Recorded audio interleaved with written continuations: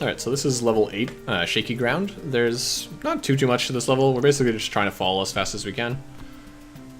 And so the key idea is you really just want to not flutter for very long. You want to flutter as short as possible so that you can just barely make it over to the next crumple block. And that's basically all there is to the level. So one thing you can do is you can... so for instance, like I'm gonna stand on this crumble block and I'm holding right already, and you just flutter at a key moment. And it's the same thing with like this one as well. You can, as soon as the block breaks, you start holding like left. Now if you flutter too early, like I just did there, you'll hit the spikes, but if you flutter late, it's totally fine. So right here, you see I like pressed up against the wall there. And that can save you like a little bit of time. Like you want to just start pressing the correct direction even when you're like pressed up against the wall. Yeah, that's all there is to it, really.